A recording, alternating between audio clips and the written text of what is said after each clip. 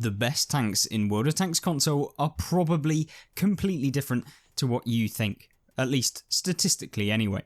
And today's video is going to showcase what these tanks are, what the top 5 best win rate tanks are in the game, what the top 5 best damage and assistance tanks are, at least statistically, and of course what the best survival rating is if you want to play tier 10 and not just completely be removed within the game.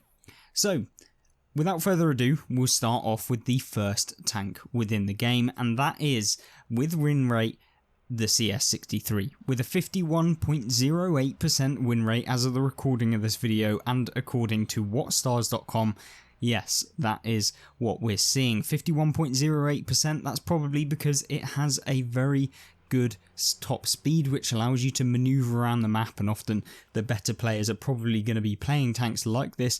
Mediums typically have the highest win rate at tier 10 because they have the flexibility to move around the map, and hence why this is probably sat at the 51% bracket. Now, coming in second, we have the 121B. Now this is a very close second, and it comes in at 50.94% win rate. It's the Chinese tier 10 medium tank. And this is one that definitely surprised me, a really surprising as number 2 at least within the game, because I don't think that this tank is overall that good, but I think that's probably to do with the fact that there's only 13,500 sampled battles within this tank, and because it is a tier 10 premium within the game, then it's basically going to be slightly skewed because the more experienced players are probably going to be having this, and with such low amounts of games in it, yeah, it's probably why it's so high on the list, and not because it's outright super good. So statistics sometimes do kind of lie. But anyway, without further ado, the third tank on the list. This is one that I definitely didn't underestimate. This is one that is definitely one that I thought would be up there, and it is of course the Object 430U with a 50.89% win rate, and this is one that has been significantly played, 815,717 battles as of the recording of this video, at least logged on the WatchStars website, and this is basically one of the kind of most easy noob friendly tanks. If you've never played World of Tanks before and I went, you know what, here's a tank that you can learn a lot from, then the Object 430U is definitely there. It's got the armor, it has the alpha damage, it has kind of the ability to move as well because it is a medium as well, so it's kind of like an all-rounder that's like going to allow you to get better at the game, and probably why you see this having one of the highest win rates, along with the fact that good players will make this thing work super nicely within World of Tanks console. Now, fourth on the list, a tank that comes in not as close as the previous, but this is a heavy tank, the first heavy tank of this video, and this comes in at fourth place with a 50.73% win rate.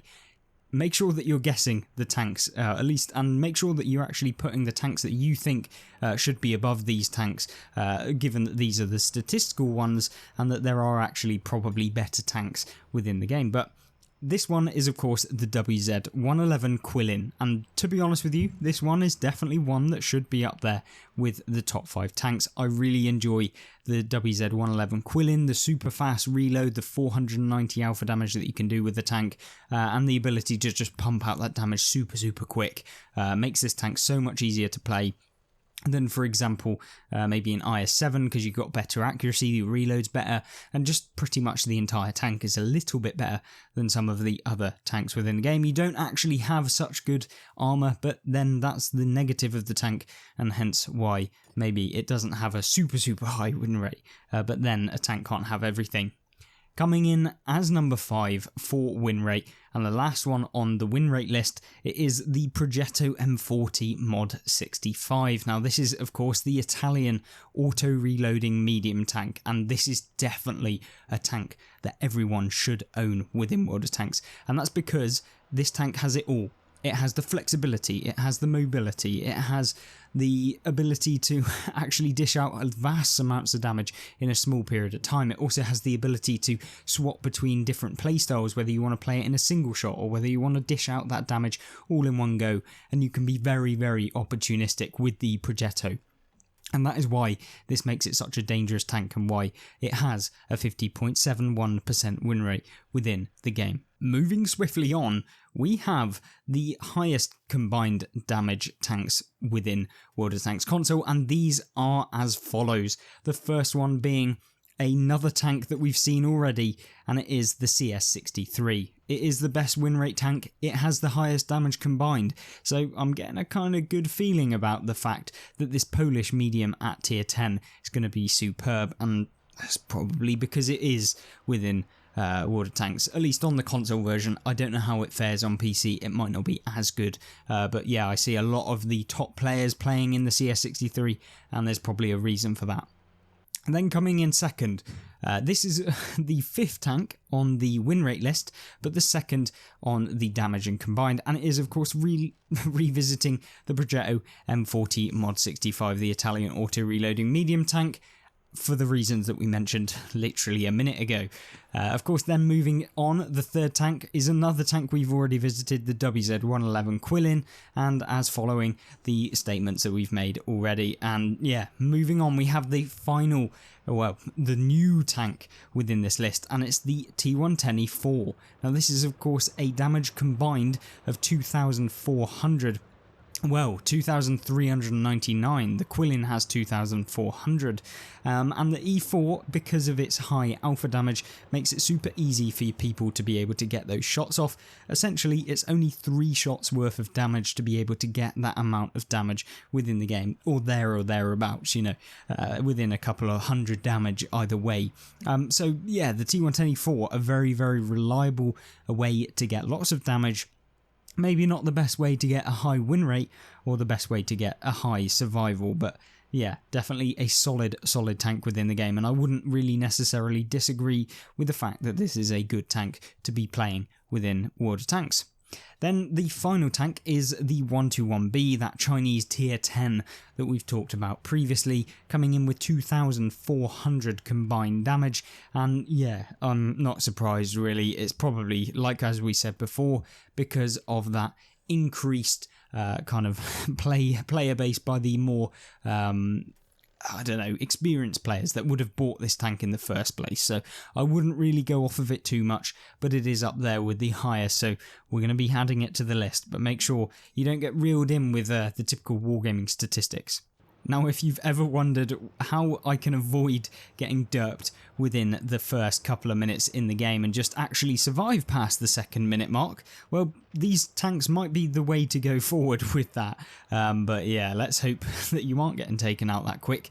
But the first one on the list, other than artillery, is the Maus, and that is the German tier 10 super heavy tank, and there is pretty much no surprise that this has the highest survival rating of any tank within World of Tanks, and that is 35.8%. So over a third of the games you will be surviving in the Maus, which is pretty nice. I guess that's probably because you're so slow that you can't get anywhere, and so you can't take the hits as much, and therefore you aren't kind of getting taken out as quickly. So the Maus, it's just got that solid armour. I'm not surprised that this thing doesn't get taken out as much, and because it has the highest hit points within the game, yeah, there's another reason why it has the highest survival.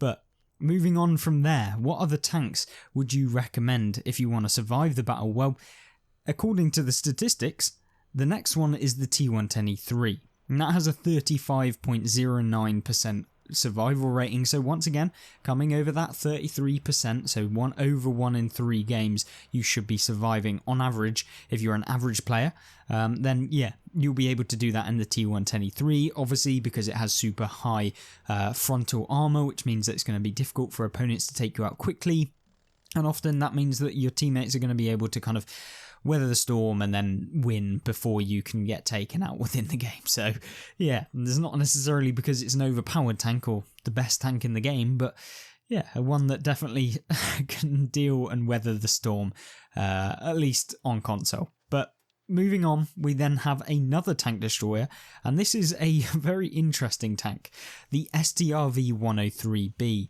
and this is a tank probably because its armour model works superbly when it is kind of hidden and in its siege mode.